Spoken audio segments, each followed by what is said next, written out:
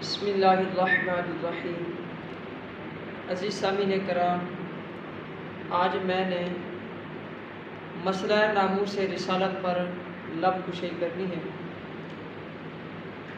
کیونکہ حضور علیہ السلام کی عزت اور ناموس پر پہرا دینا یہ ضروری ہے، یہ ہمارے لیے لازمی ہے۔ علامہ حاکم نے اپنی کتاب مستدرک میں تو یہاں تک لکھا ہے کہ جس طرح نماز فرض عین ہے، روزہ فرض عین ہے، زکوٰۃ فرض عین ہے، جہاد فرض عین ہے، اسی طرح حضور علیہ السلام کی عزت و ناموس پر پہرا دینا بھی فرض عین ہے۔ سامعین کرام، آج ہم دعویٰ تو کرتے ہیں، نعرے تو لگاتے ہیں کہ غلامی رسول میں موت بھی قبول ہے، تو لیکن ہم حضور علیہ السلام کی عزت و ناموس پر پہرا نہیں دیتے، صرف نعرے ہی لگاتے ہیں، حالانکہ حضور علیہ السلام کی عزت و ناموس پر پہرا دینا ضروری ہے۔ جب اللہ نے حضور علیہ السلام کی عزت و ناموس پر پہرا دیا ہے تو ہمیں بھی چاہیے، ہمارا بھی حق بنتا ہے، ہم بھی حضور علیہ السلام کی عزت و ناموس پر پہرا دیں۔ آئیے میں آپ کو بتاتا چلوں کہ اللہ تبارک و تعالیٰ نے حضور علیہ السلام کی عزت و ناموس پر پہرا کیسے دیا۔ عزیز سامعین کرام، جب ولید بن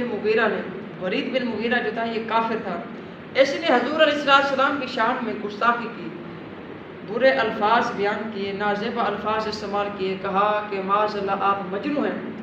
کہ جب ولید بن مغیرہ نے حضور علیہ السلام کو معاذ اللہ مجنون کہا تو اللہ تبارک و تعالیٰ نے 29 سپارہ سورۃ القلم میں آیت نمبر 2 میں ارشاد فرمایا، ما انت بنعمت ربک بمجنون، فرمایا محبوب آپ اپنے رب کے فضل و کرم سے آپ مجنون نہیں ہیں۔ عزیز سامعین کرام، اللہ تعالیٰ نے اس ولید بن مغیرہ کافر کے 10 عیبوں کو زیر فرما دیا، لیکن اس میں جو 10واں عیب ہے اس کے بارے میں تھوڑا سا وضاحت کروں گا۔ تو اللہ تعالیٰ نے ارشاد فرمایا، اتلم بعد ذالک زنیم، فرمایا محبوب یہ ولید بن مغیرہ جو ہے، اتلم بعد ذالک، یہ بد مزاج ہے، بد قسمت ہے، ذالک زنیم، فرمایا یہ تو ایک حرام خون کی پیداوار ہے، فرمایا یہ حلال ہی نہیں ہے، یہ حرامی ہے۔ عزیز سامعین کرام، جب ولید بن مغیرہ کافر کو پتہ چلا کہ مسلمانوں کے نبی نے میرے 10 عیبوں کو بیان کیا ہے، اس نے یہ بھی کہہ دیا ہے، یہ بھی فرما دیا ہے کہ میں حلال ہی نہیں ہوں بلکہ حرامی ہوں، تو اسی سامعین کرام وہ ہاتھ میں تلوار لے کر اپنی ماں کے پاس گیا، اس کو کہنے لگا کہ آج نے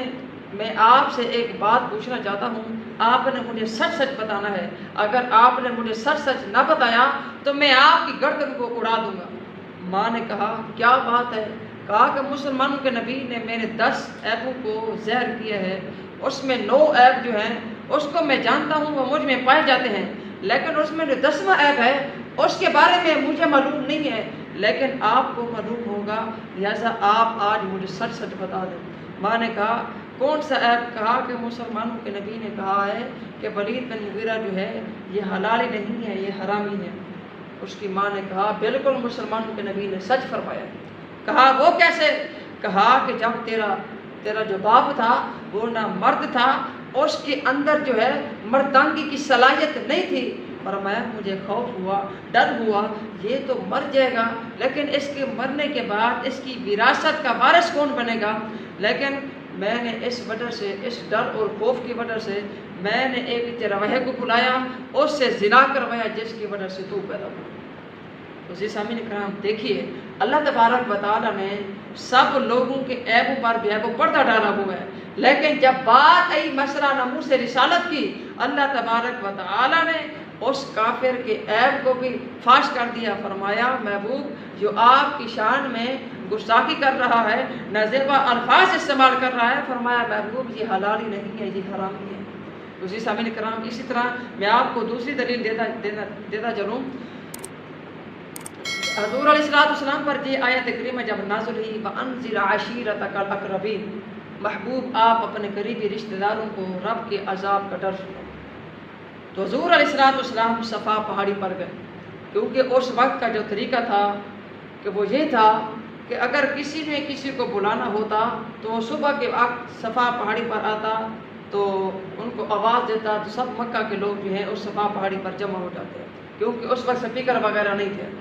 تو تو حضور علیہ السلام صبح کے وقت صفا پہاڑی پر گئے، جب ان کو پکارا لوگوں کو، سب لوگ جو ہے اکٹھے ہو گئے، امیر بھی غریب بھی، اس میں ابو لہب بھی تھا جو حضور علیہ السلام کا چچا تھا۔ تو اسی سامعین کرام جب سب لوگ جمع ہو گئے، حضور علیہ السلام نے فرمایا کہ میں نے آپ کو اس لیے بلایا ہے، اس لیے جمع کیا ہے کہ آپ جو ہیں ان بت پرستی کو چھوڑ دیں، آپ اللہ وحدہ لا شریک کی عبادت کریں اور اس کے ساتھ کسی کو شریک نہ ٹھہرائیں، اور میں اللہ کا رسول ہوں، میں اللہ کا حبیب ہوں، آپ جو ہے مجھ پر جو ہے وہ ایمان لیں۔ عزیز صاحبین کرام ابو لہب نے جب یہ سنا، اس نے کہا اے محمد آپ کے لیے ہلاکت ہو، آپ نے ہمیں اس لیے بلایا ہے۔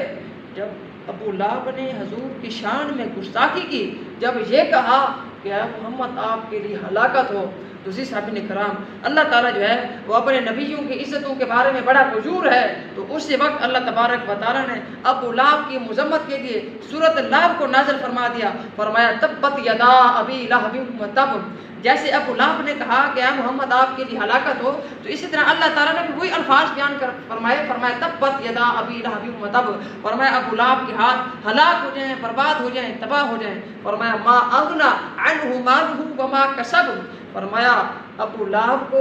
اس کا نہ مال فائدہ دے گا نہ اس کو اس کی کمائی فائدہ دے گی، فرمایا سیصلی نارا ذات لہب، فرمایا یہ ان قریب بھڑک ہوئی آگ میں جائے گا، فرمایا ان قریب یہ شعلوں والی آگ میں جائے گا۔ اسی سامعین کرام دیکھیے کہ جب اللہ تعالیٰ نے حضور علیہ السلام کی عزت و نموز پر پہرا دیا ہے، تو ہمیں بھی چاہیے کہ ہم بھی حضور علیہ السلام کی عزت و نموز پر پہرا دیں۔ اس لیے میں کہنا چاہوں گا کہ مسلمانوں سنبھل جاؤ، سنبھل جانے کا وقت آیا، ابھی بھی وقت ہے سنبھلنے کا، مسلمانوں سنبھل جاؤ، سنبھل جانے کا وقت آیا، بہت سوئے ہو تم اب ہوش میں آنے کا وقت آیا، جہاں سے 313 چلے تم مسلمانوں انہی ماضی کی راہوں پر پلٹ جانے کا وقت آیا، یاد رہو تو گنبد خضرا سے یہی آواز آتی ہے، مسلمانوں میری حرمت پہ کٹ جانے کا وقت آیا۔